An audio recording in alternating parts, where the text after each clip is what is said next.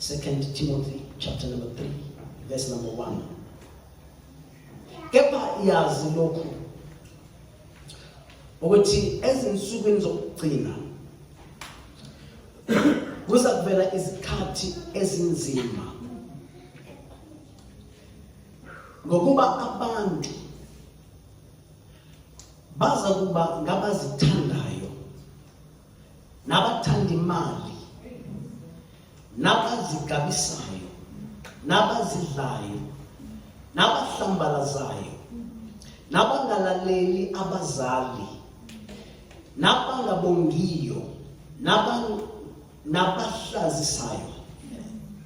Yeah, lapha abahlambalazayo, and then the last one, nabahlazisayo.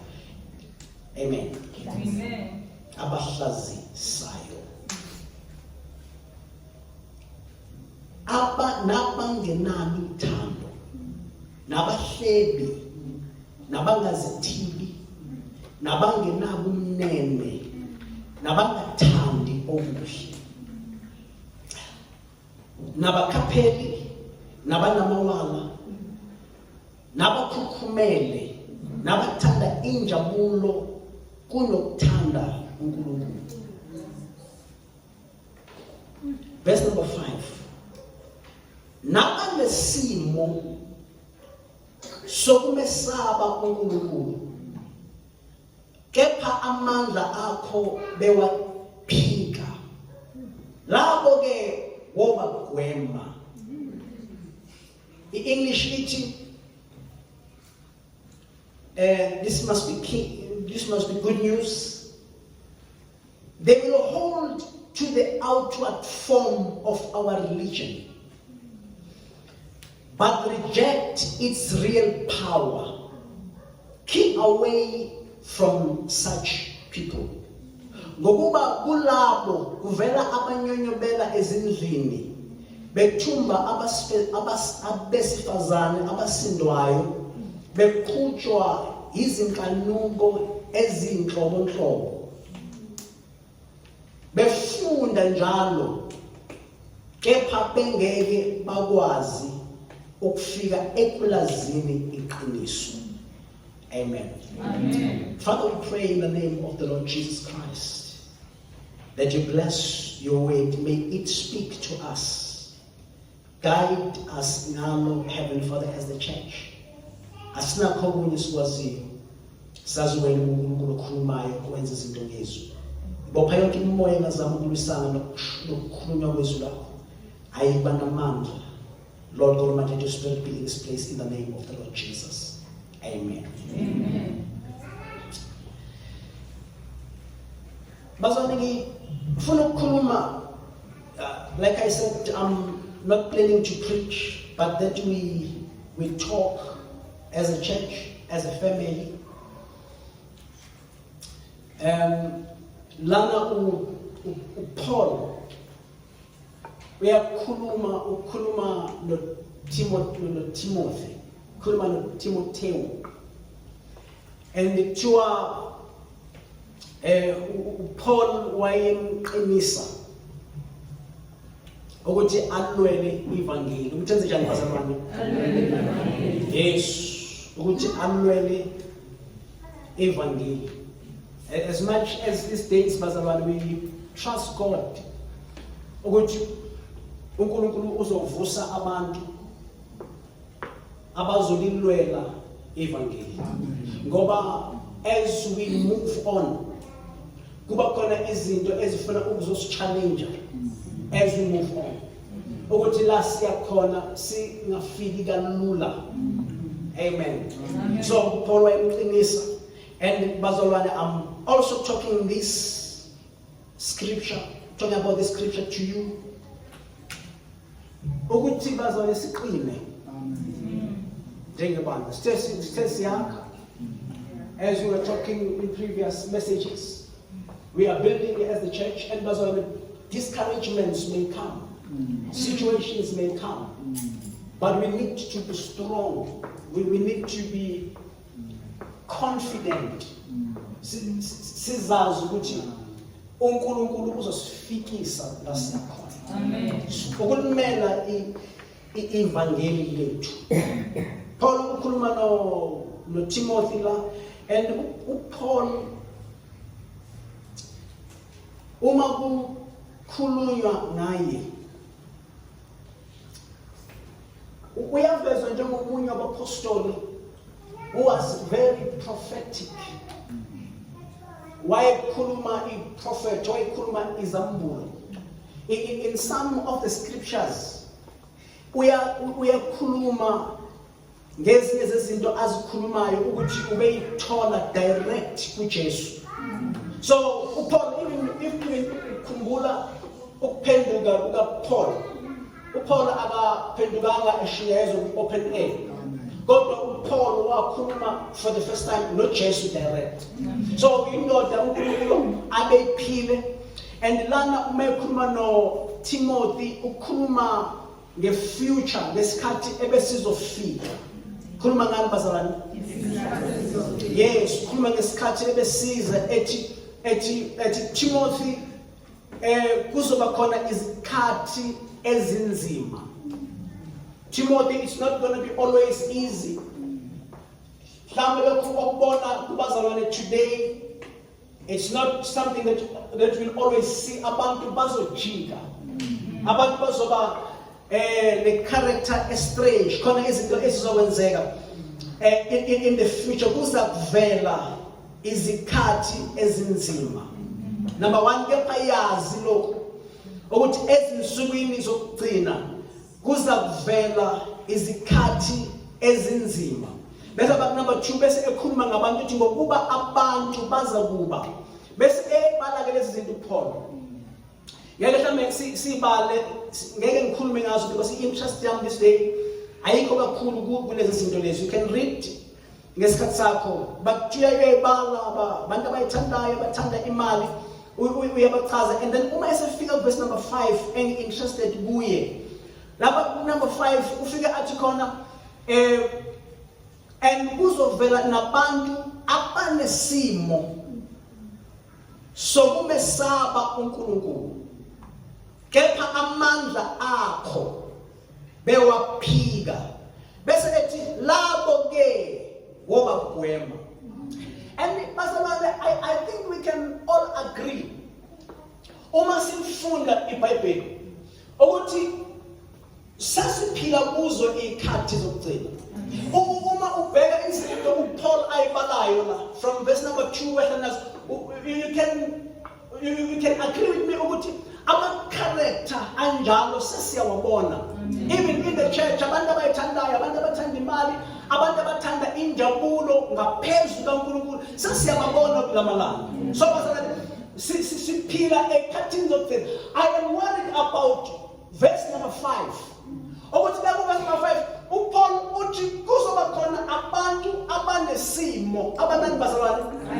Abantu abanesimo. Good news, they hold to the outward form of our religion. So it means ngaphandle. Ngaphandle. In New King James Version, it having a form of godliness. So it means abantu because uPaul akakhulumi ngabantu abasezweni. God ukhuluma ngabantu abasesontweni, abantu abazalwane. Abantu abasesontweni, people that are in church. In church kuzovela abantu abagqoke ibhantshi njengabazalwane. Kuzovela abantu abaphatha iBhayibheli babonakala njengabazalwane. Mhlawumbe bakhulume njengabazalwane. Abenza izinto bazenze njengabazalwane. But uma sowusondela kubo, you will discover ukuthi ukekeni kwabo sengathi bangabazalwane. When it comes to the power of the gospel, bayaphika amandla evangeli. Isho kanjalo eBhayibhelini, verse number 5. Lisho kahle na. Banesimo banani bazalwane? Banesimo sokwenzani? Banesimo sokumesaba uNkulunkulu kepha amandla akho bewaphika. Ya lana ubhala nje obhala into yakhe la. But uma ufunda ama translations ngamandla evangeli ukuthi amandla evangeli wona bayaphika. Amen. Amen. Baphika amandla evangeli. Before we look further with the scripture list, ake sibuke lento yamandla bazalwane. Guys, njengoba sithi siyakha and lana kukhulunywa ngevangeli, it's very important bazalwane as the church bandla laseDube ukuqonda ukuthi ivangeli linamandla. Thatha noma say neighbor, uqonda lokhu ukuthi ivangeli linamandla. Yes, bazalwane siphethe into enamandla. And I believe and I pray egameni likaJesu ukuthi eChrist Connection ekhaya singabi nalo uhlobo lwabantu abazombatha isimo. So babonakala sengathi bangabantu abanabantwana bakaNkulunkulu, sengathi babesaba uNkulunkulu, but when it comes to power bese bayabalekela amandla kaJehova. Amen. Amandla wona siyawadinga ukuthi asebenze in the church. Paul uthi laba ubobabalekela Timothy. Laba ubobabalekela Timothy because laba banomkhuba laba. Khona ezinye izinto ezifani abazenza abanyonyobela abasifazane. Amen. I think uma sifunda leli sikhuluma ngalo engqondweni yakho asekhona ama pictures abantu abanjalo abavela in public njengabantu abanesimo sokumesaba uJehova, but sibabona sebekuma TV beaccuselwa ukunyonyobela abantu besifazane.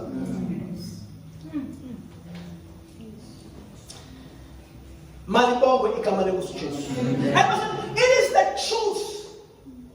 Ukuthi amandla evangeli, if you have such behavior, angeke uze ukwazi ukwa experience and angeke uze ukwazi ukwa demonstrate. So the only thing that you can only do is to deny them, because our kusebenzela kukhona imkhuba ohlezi kuyo. But lokho akususi ukuthi ivangeli linamandla. I'm saying ivangeli linamandla. Ivangeli linamandla. Ishonga ngoba ithi ivangeli linamandla. Ivangeli linamandla. Into esukuthi libe mnandi bakhe sini-enjoy, sithanda ivangeli namandla alo. Into esukuthi kube mnandi ukushumayela, namhlanje ngishumayela ngithanda ukushumayela namandla kaJehova. Uma uwaphila amandla, uma ungawanaki amandla, izinto efanele uzenze zohamba sihamba sibhore, because ivangeli libi mnandi malingenawo amandla. Ithi incwadi yamaRoma, chapter number 1, verse number 15, ngifuna siyifunde le, because ngithe siyakhuluma ngishumayeli. Ungamayindi mangimemeza. No, because lento inamandla, bebe mnandi amandla ayo. Khona umsimo, khona umsimo khona noTimothy, ngikhuluma nani youth. Ukuthi ngiqonde ngithu ukuthi nje ushaya ikeyboard lento inamandla. Amen. Uma ungawabalekela amandla evangeli, ushaya ubaleka amadimoni. Hallelujah. Ngayazi into engikhuluma ngayo. Lento mawuhlanganisela nokushaya abantu bawe phansi. Umuntu agilile phansi ushaya lento le. Yabo ivangeli ithi ivangeli linamandla. Uthi verse number 15 ukhona noma ngisiza ukufunda. Mama is verse number 15. Chapter 1 Romans. Kanjalo mina ngokwami nesifiso sokushumayela ivangeli nani mina baseRoma.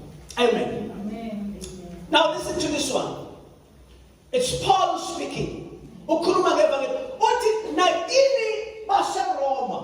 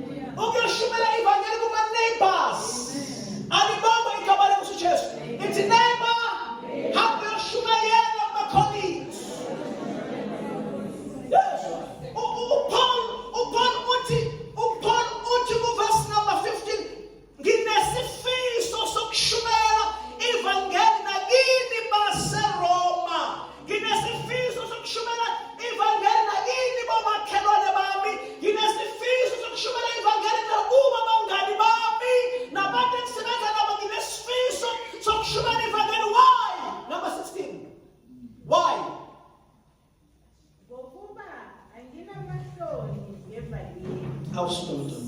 ngokuba lingamandla kaNkulunkulu kube yinsindiso kulona lo okholwayo umJuda kuqala nakuGreki. Ngifuna ukushumayela ivangeli. Ngiyashumayela ngokuba anginawo amahloni ngalo. Into eyenza ukuthi ngingabi namahloni ngalo ukuthi lingamandla. Lini bazalwane? Attention kakhulu, lini bazalwane? Lingamandla kaNkulunkulu. Ivangeli lingamandla. The real gospel, bazalwane, ihamba namandla, amandla kaNkulunkulu. Uma wena ungenaso isibindi sokushumayela ivangeli kukomakhelwane bakho, awuyigade indaba yokuthi unawo yini amandla evangeli, because uma unawo amandla evangeli uzoba nesibindi sokutshela umakhelwane bakho ukuthi noma niyagula wozani kunamandla. Because abantu evangelini bahehwa amandla alo. Njengoba sakha bazalwane, believe ukuthi abantu bazobuza in the church. Abantu bazalwane badonswa, abadonswa iphefumulo abamdlamini. Mhlawumbe badonswa iphefumulo abamdlamini because there's something wrong. Ayikho into ethile. Abantu badonswa amandla. Into eyenza ukuthi abantu bafike bangabe besahamba eChrist Connection bahlaliswa. And uma ibandla lasedume lingenawo amandla, abantu ngeke likwazi ukubagcina. Kodwa amandla. Amen. Nikhona bazalwane? So that means njengebandla fanele sibe naso isibindi mama uStolo sokutshela abantu omakhelwane ngamandla evangeli. Ungasabi ukumshela umakhelwane ukuthi uNkulunkulu uzomphulukisa.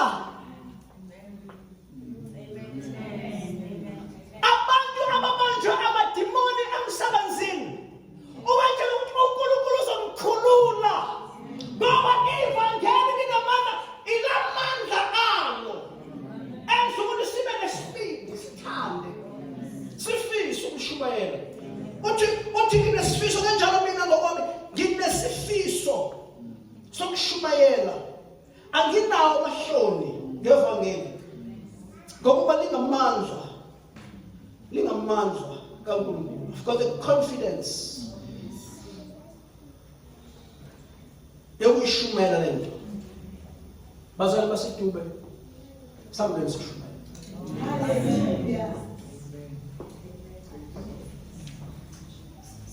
Asingabe nama-registration awu-40 next day. Next day ngicela senzeni 200 please. Asingabe naso isa space lesa. Akuze abantu nihambe niyobatshela ngamandla evangeli. Ukuthi ivangeli linawo amandla okukhulula esonweni. Amen. Basalalela angisitese khulu. Bangakabasa ngizwe. It's powerful to tell a person ukuthi ivangeli lizokhulula kwi-bondage yesono.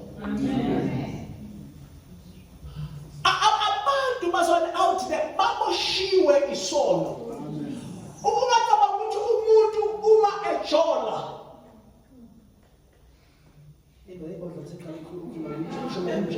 but ungacabanga ukuthi umuntu uma ejola efonini enamadoda awu-5 achethe nale ungacabanga ukuthi lo muntu uya-enjoya, lo muntu lo uphilazekile. Akukho mnandi lokho. Kungenzeka ukuthi waqala uganga ukuthi kusesemnandi, but kwadinga lento seyingcindezi akusekho mnandi, boshiwe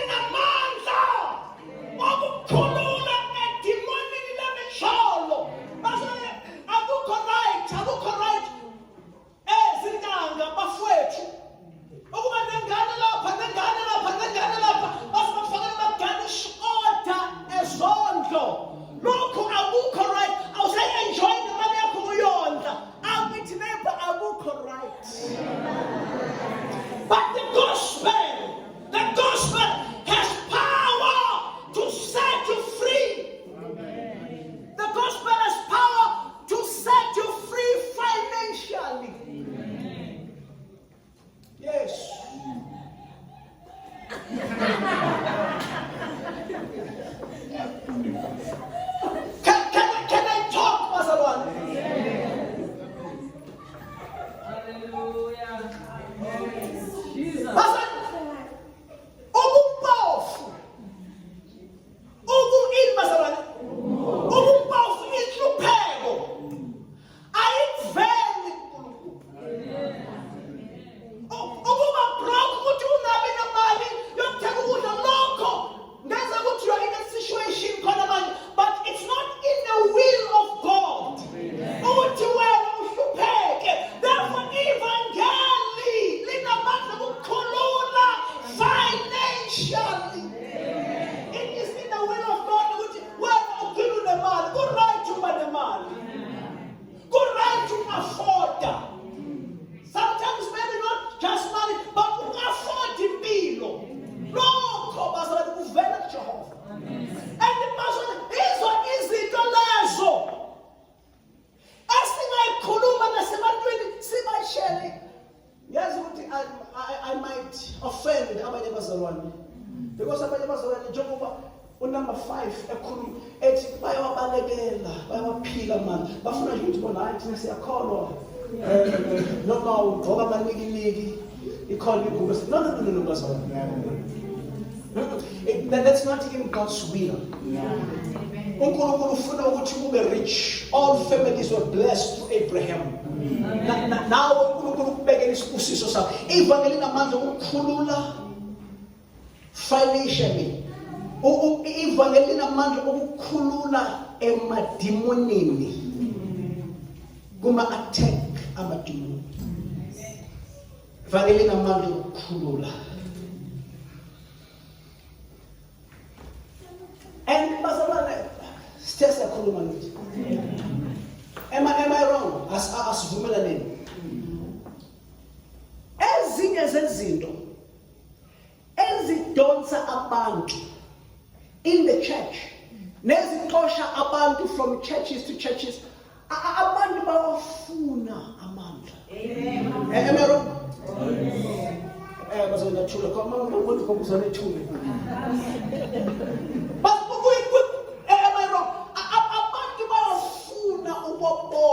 Nokuwezwa amandla kaJehova. Ukuthi singabe isonke nje elinomsindo kodwa elingenamandla. But amandla bazalwane in the early church. Uma uzofunda Acts chapter number 2 lesamvula because ngifuna ukuvala. Acts number 2 verse number 43. Lithi iBhayibheli kepha kwaba yilona lowo muntu wehlelwa ngokusaba kwenziwa ngabapostoli izimangaliso nezibonakaliso eziningi. Ibandla lokuqala iqala babhizi ngayo la veza izibonakaliso. So amandla kaNkulunkulu aqala displaywa in the early church. And uma ufunda the last verse number 47 iBhayibheli liveza ukuthi uNkulunkulu wanezela abasindiswayo imihla ngemihla. Asingabe nalo uvalo lokukhuluma ngamandla evangeli. Amandla anibazalwane. Amandla because ungayifuni subject yamandla evangeli. It means possibly ulomuntu wena uPaul akhuluma ngaye la bakhuluma noThixo uthi khona ezinye izinto ozenzayo ezenza ukuthi ungabi free uma kukhulunywa ngamandla evangeli, because ivangeli lihamba namandla alo. Amen. Ngiyazwakala nabazalwane. Abantu bazokuma bazobuza bedonswa amandla evangeli. uJesu wa-attracta ixuku ezinkulu. There were crowds that were following Jesus. Amen. And bebeplandela uJesu because he was effective. Enza imangaliso. Uthi uma ekhuluma in one of the scriptures uJesu ukhuluma ngayo lokho esimkholoyo. Uthi hambani nimtshele uJohane ukuthi iy'mpumputhe ziyabona Izinyonga ziyahamba. Abalokhoko bayahlanjululwa. Izithuli ziyezwa. Abafileyo, abanjani basana? Abafileyo bayavuswa, benziwa njani? Yes. Ivangeli namandla okuvusa. Nabantu abafile. Amandla evangeli lero. Abafile bayavuswa, abampofu bayashunyayezwa ivangeli. Abantu abampofu bayashunyayezwa ibazalwane. Ivangeli asingaphelelani namandla alo uma sifuna ukuya phambili. Amen. Now, there is an issue when it comes to the subject yamandla. Powerless gospel is easy and cheap.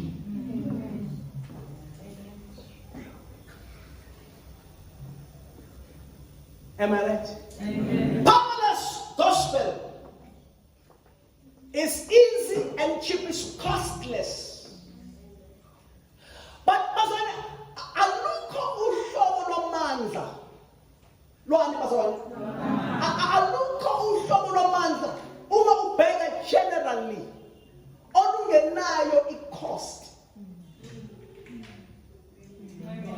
Okay, now I'm not preaching, now I'm talking, I'm teaching. I'm not preaching, I'm teaching. Ngiyezwakala. Alukho uhlobo lwabazalwane lomandla olungenayo ini i-cost. Amandla ayabiza. Physical strength, amandla akho wena ukuthi ube neyikhwepha, ube namandla. Amandla awezi mahala. Ungavona manje ngifuna ukuba fit. It will cost you ukuthi usacrifice isikhathi sokujimini.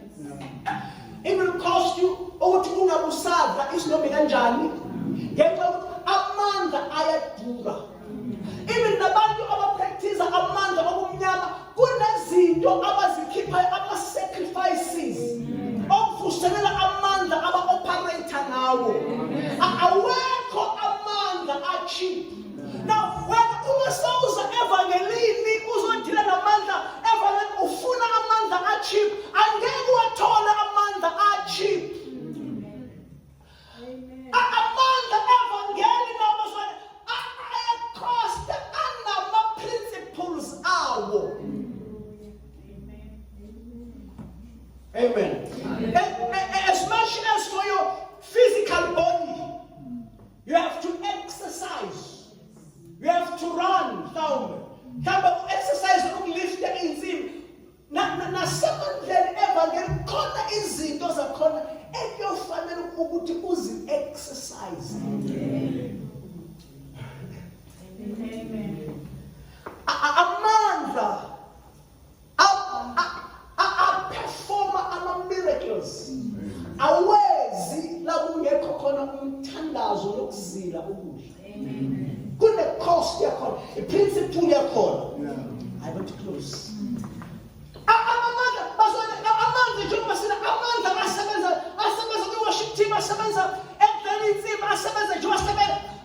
Khona amandla obungcwele, cost ubungcwele kuyi-cost. Amen.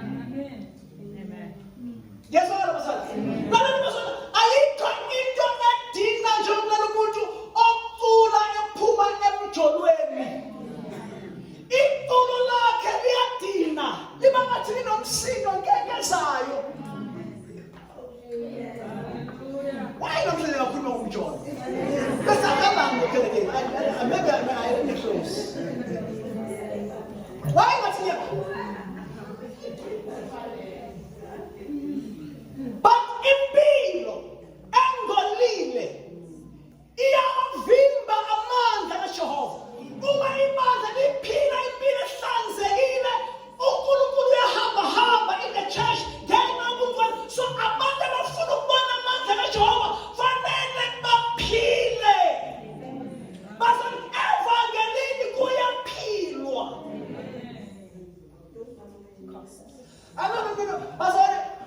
Bazalwane, ngifuna ngaqalisa mama, ngiyamthanda mama bazalwane, akaze ngihlala umuntu okholwa njengoba Mfutshane. Mama ukhona umuntu okholwayo. Okay, ngiyaqala ngabuza isikhathi sihamba. But ngaqala ukuzwa ngayo ukuthi kulamalanga evangelini adopte kakhulu umusa. But lo musa siyawu-abuse too much because sifuna ukuza nemikhuba yethu in the church.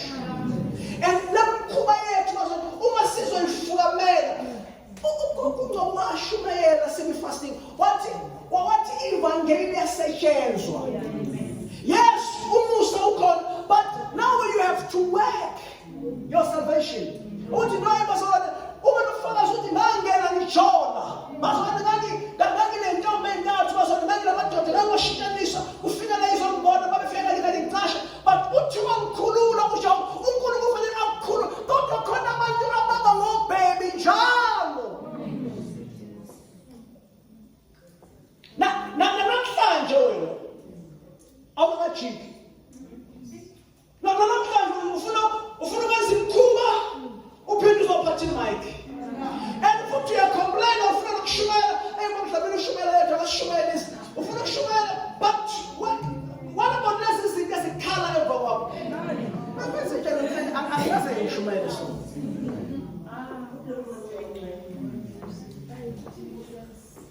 But bazwane uma siya phambili uma sizofika la siya khona khona izinto bazwane ekufanele sinqume enhlizweni zethu uthi nolento ngiyeyeke bazwane kufanele khona i-desire qala kuwe no ngifuna ukuyeka ukusho because uNkulunkulu kusiza. Hey mama umuntu msana ngazibani ngifuna ukujula this much because akhala ngeke. But whenever God desire qala ukuthi Nkosi ngiyafuna ukuphila impilo engcwele and then uNkulunkulu uzokwazi ukukusiza wena umuthanda. Hallelujah. Uthi Nkosi ngifuna ukuphila ubungcwele. uNkulunkulu uyayibona inhliziyo yakho. And uNkulunkulu uyazi ukuthi lezinto zinkophile. uNkulunkulu uyazi ukuthi ingqondo yakho iboshiwe. Ingqondo yakho ayicabangi ngendlela e-right. That's why you are falling on these things. Khona inyoka ozilandelayo ezikhwibizwa. As you see the guy, you know, if you can do this. That's why you are, but if you desire, uNkulunkulu is able to put you in a process. Anakunikeza izwi. Because izwi ilona elikhula amandla asezweni. Izwi ilona elikhulayo. Ubona impilo yakho izinto obukade uyithanda ugcina ungasazithandi ngenxa yokuthi ivangeli amandla alo ayamkhulula ukuze imandla likwazi ukuperforma ama-miracles lidemonstrate amandla. Amen. Hallelujah.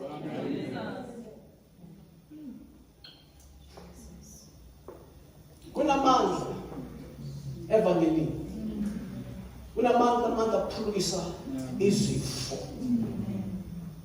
Ukuthamba uzokhuleka khona sekhona siyokhuleka.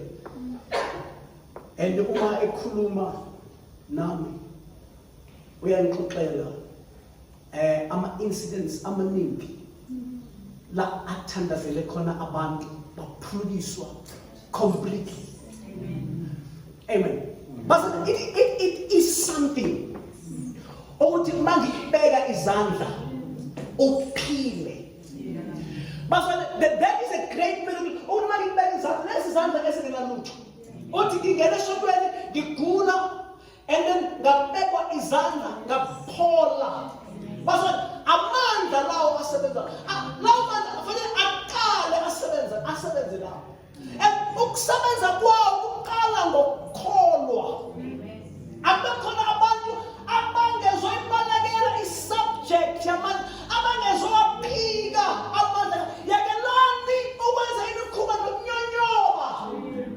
Abantu abanyonyobayo benza izinto ebusuku bengabona, they will not be able to demonstrate amandla, but yakela lezo zinto and come and demonstrate ngoba kukhona amandla asebenzayo kuyafana. awushe ngomlilo. uNkulunkulu makakunikeze amandla.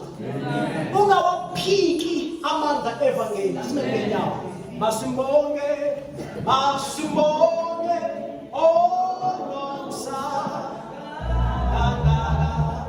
Simuthande, simukhonze.